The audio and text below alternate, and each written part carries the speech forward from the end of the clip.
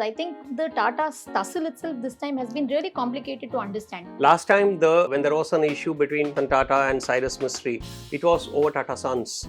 This time, it is control of Tata Trust. Is it something to do with the friction between the personalities, or what was the trigger here? It's not friction between the personalities. It's not an ego issue. It's not a tussle there. Ratan Tata was cleared to kind of name a successor. But is there anything else he could have done differently to avoid these things? If he were there, this would not have happened. Mr. Mistry is out. So, do you think there is a legal vivility that try to come in legally? It is a bit of a grey area there. The resolution, wording of the resolution is on reappointment, they'll be made, it will be for life.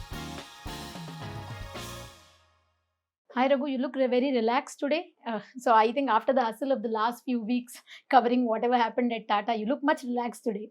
Yeah, it's been a crazy last 2 weeks, following up on the story and meeting a lot of characters involved with it and traveling and lots of phone calls. Right. And then also keeping up with competition, making sure you don't miss something.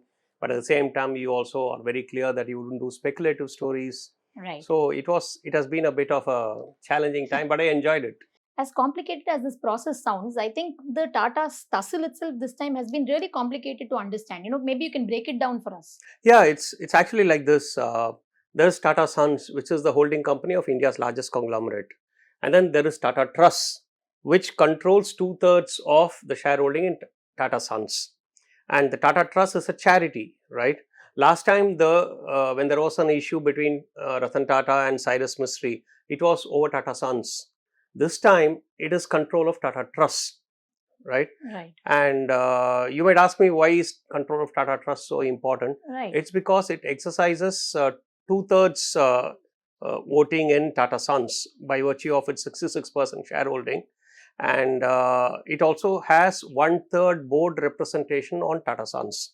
That is, if there are 6 directors on the Tata Sons board, at least 2 must be from the Tata Trust. Right. This is set out in the Articles of Association of Tata Sons itself.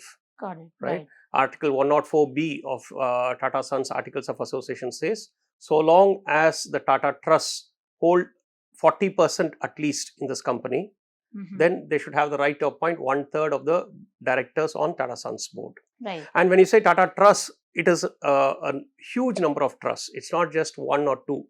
There are lots of smaller trusts, but the 2 main trusts are Sir Ratan Tata Trust and Sir Dorabji Tata Trust. Right. These 2 together hold a little over 51% in Tata Sons. Okay. The other trusts hold the remaining of the 66%. Right. So in that sense, the composition of the trust is important to determine some of the key business decisions, I suppose, of the group, right? Absolutely. So what happened was Ratan Tata was controlling Tata Trust till his demise last October.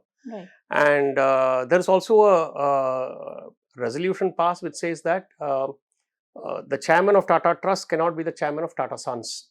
It has been delinked. Okay, right. So Tata was the chairman of Tata Trust till he passed away, and the day after he passed away on October 9th last year, and October 11th the board met, the Tata Trust board met, and the trustees got together and they voted Noel Tata, who is the half brother of Ratan Tata, as the chairman of the Tata Trust, and they also nominated him to the board of Tata Sons as their nominee. Right. So Noel Tata was already there into the trust. So other trustees are, if you want to know who the other trustees are, sure. All of them are brought in by Ratan Tata. None of them is new. So Srinivasan, who's the chairman emeritus of TVS Motor and industrialist from the TVS group, and he and Vijay Singh, who's a retired bureaucrat. Right. These 2 gentlemen have been on the trust for many years now. Whereas Mehli Mistry, the man who's now been shown the door, and Pramit Javedi, Darius Kambata. Darius Kambata is a lawyer and a former Advocate General of Maharashtra. Pramit Javedi used to head Citibank in India, and Jehangir H.C. Jehangir. He's a philanthropist who runs a hospital in Pune. Okay. These 4 plus the other 3 gentlemen I named above are the 7 trustees of Tata Trust. And there is also a trustee called Jimmy Tata, who is the younger brother of Ratan Tata, who is very reclusive. He was last seen during Ratan Tata's funeral, and he doesn't attend trust board meetings. He prefers to keep to himself. So, though he is a trustee in the Sir Ratan Tata Trust, he doesn't attend, he doesn't vote. So, you have to count him out. So, these remaining 7 characters are the most important ones. So, when you bring together so many, say, illustrious people, as you were saying, bound to be friction. Is it something to do with the friction between the personalities, or what was the trigger here? It's not friction between the personalities. It's not an ego issue. It's not a tussle there. Though there is one trustee who had to say something about another trustee to me, saying that he is not tolerable in the way he behaves and that kind of things. But that's not the main issue. The main issue is seems to be who controls Tata Sons, and that control comes through the nominee onto the Tata Sons board. And Noel Tata is now trying to establish himself. There are lots of parallels between this and what happened in 1991 and following years, when Ratan Tata was handpicked by the legendary J.R.D. Tata to lead the Tata Group as a successor. Ratan Tata became chairman, but there were lots of group company heads in ACC, Indian Hotels, Tata Steel, Tata Chemicals. These gentlemen were with the Tata Group for several years, and each of them aspired to be J.R.D. Tata's successor. So when R&T was brought in, R&T is how they call Ratan Tata in the group. When R&T was brought in as chairman, there was lots of resistance. So Ratan Tata didn't have much of a track record until then, though he was a Tata and he had run a company called Nelco in the 80s. But these gentlemen had run much bigger companies, so they thought they had a bigger claim. But similarly now, if you see, Noel Tata has run 2 companies, runs 2 companies, Tata International and Trent. And he's also vice chairman in Tata Steel and Titan, right? But he also is not, he's been in the sidelines as long as R&T was alive. So he doesn't have the same kind of stature as R&T.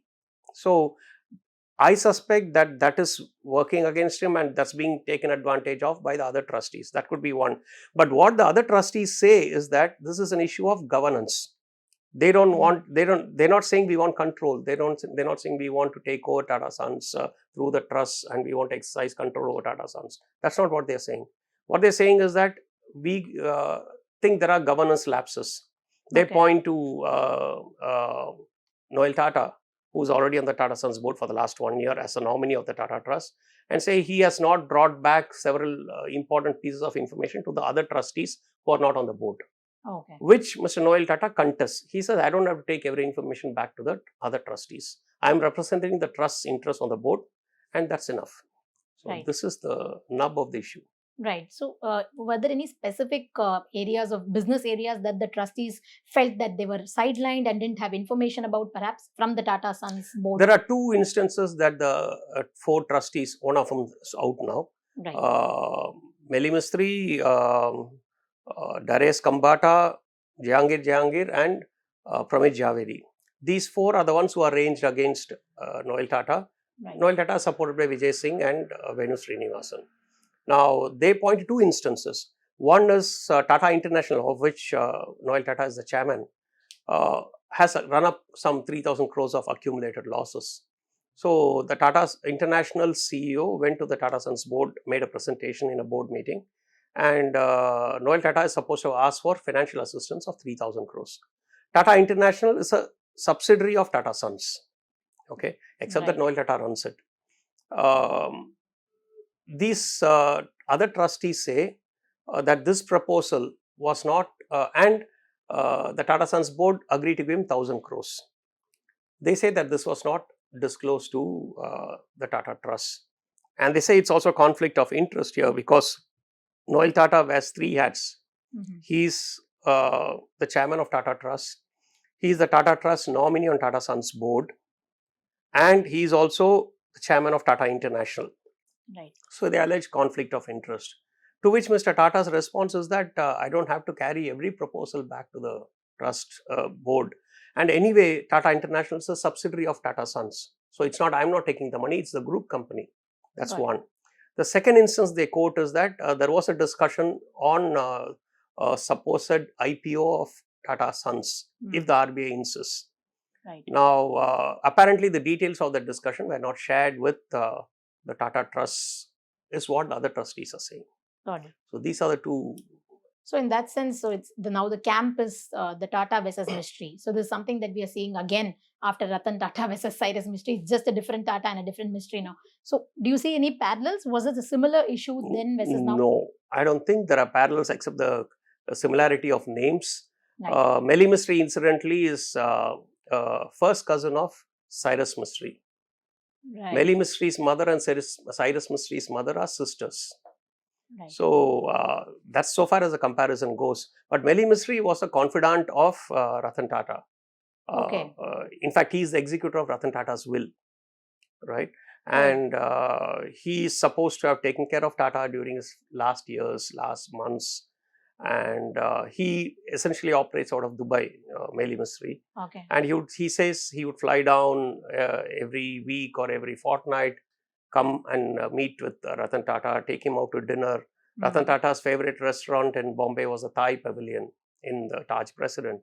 He says there's a table there which was reserved for Tata, and he would take Tata there, and that's how. I mean, his claim is that I was so close to Ratan Tata, right? But Mehli Mistry is an outspoken man, and he can be like quite in your face, which is not something that goes down well with the genteel interiors of Tata Sons. Sure. In that sense, I mean, Ratan Tata was clear to kind of name a successor. But is there anything else he could have done differently to avoid these things? If he was there, do you think this would have happened? No. To answer the second part, if he were there, this would not have happened. You know, he was such a man of stature, and he carried so much weight.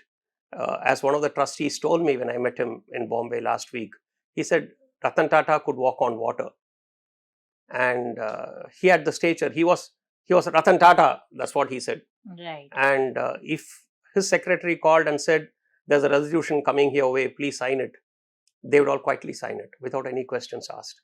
Right. But he's out of the scene now. It may be wrong for us to say things about a man who's no longer around to defend himself, but they have to be said because they are integral to this controversy. The fact is that he was chairman of Tata Trust, and he had put in place a good succession plan at Tata Sons. N. Chandra was identified in 2007. Ratan Tata supported him, but he didn't do the same in the trust. Right. Noel Tata was out of the trust until 3 years ago. He was brought in at the insistence of a senior member from the Parsi community who was also on the Tata Sons board. And he was brought into the trust. And R&T did not leave a clear idea of who should succeed him at the trust.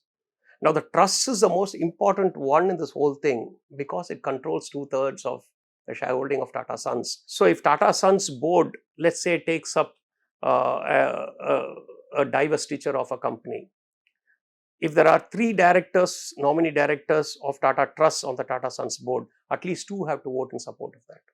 Right. Otherwise, the resolution will not pass.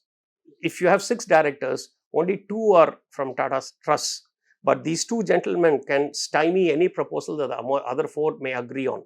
Right. Now, what kind of governance is that? So, this was brought in by R&T. Okay.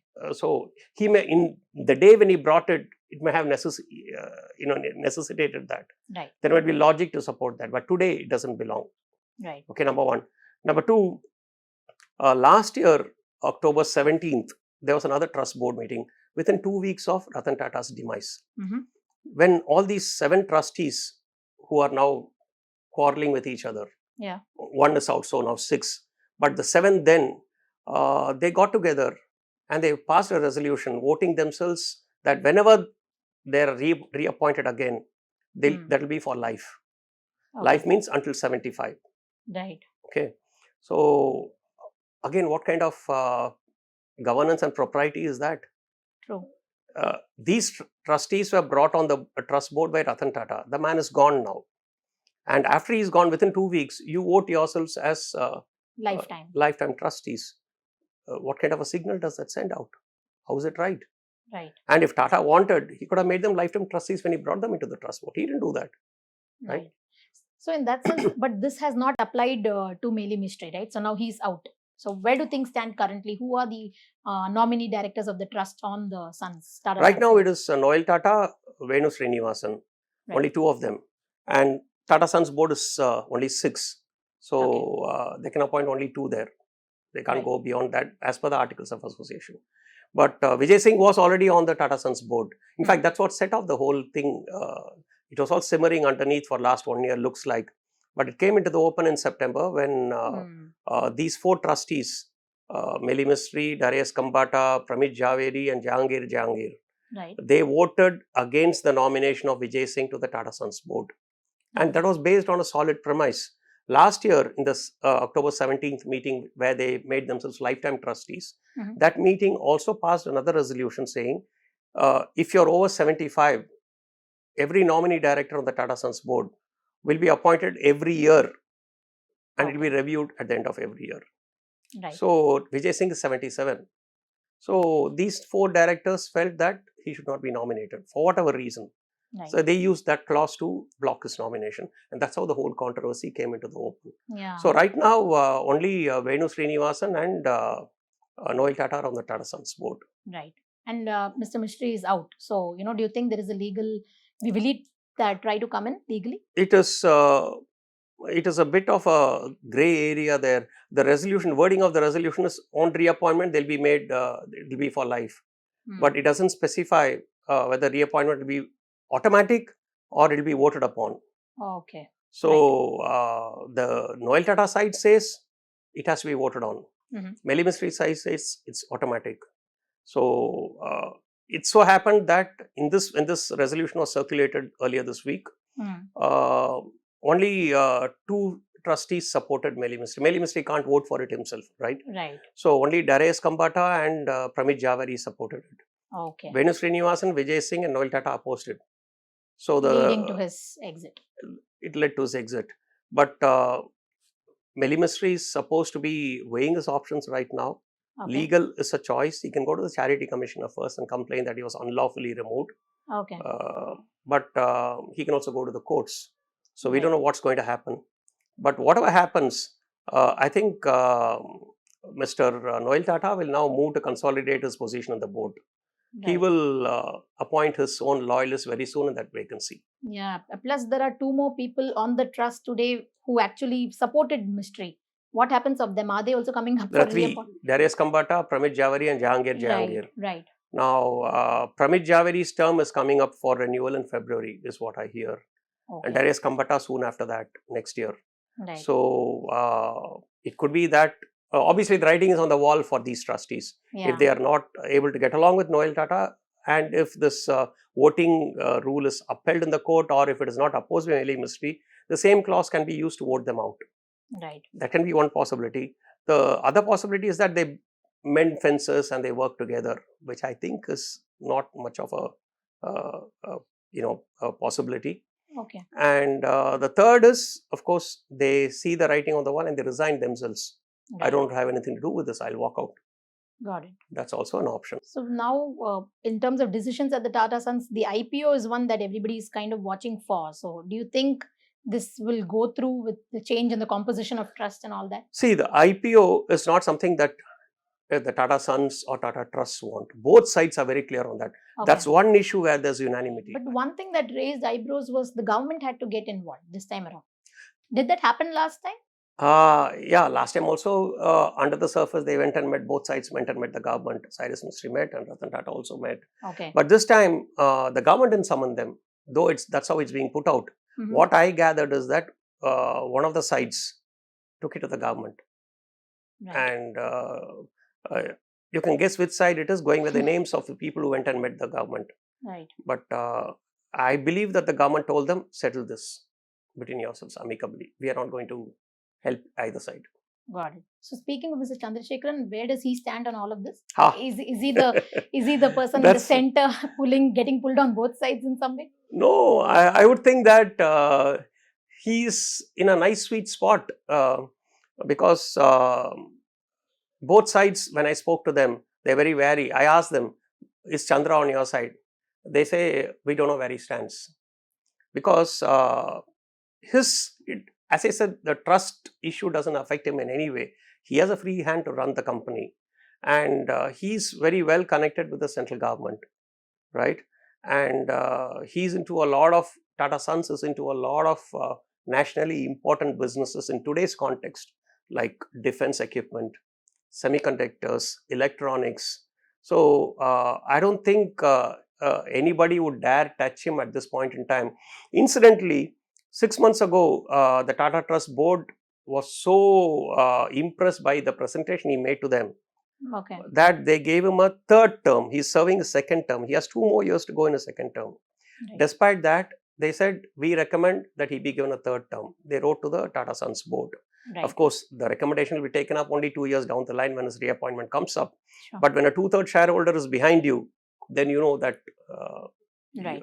you're strong. Since I think, are things finally, as the more legal drama to... There is a legal drama That- may happen if Mehli Mistry goes to court. Okay. But there could be other drama if Noel Tata, and that will happen maybe a year or two down the line. Mhm. Once Noel Tata establishes control over the trust, Okay. we'll have to see what his approach towards Tata Sons will be. But that's a story for a Right. well down into the future. Right now, it's control over Tata Trust. And what we need to watch is how Noel Tata approaches this. Right. How is he going to establish control? Right. And whether the opposing side gives up or fights. Got it. Right. So it's back to a few days of relaxation for you, I hope, before the next drama crops up.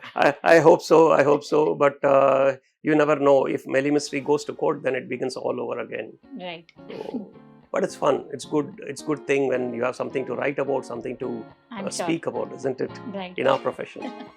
Thank you so much, Ratan. Thank you. Thank you. taking Thank us you, through this Sindhu. today. Nice talking to you. Thank Thanks. you.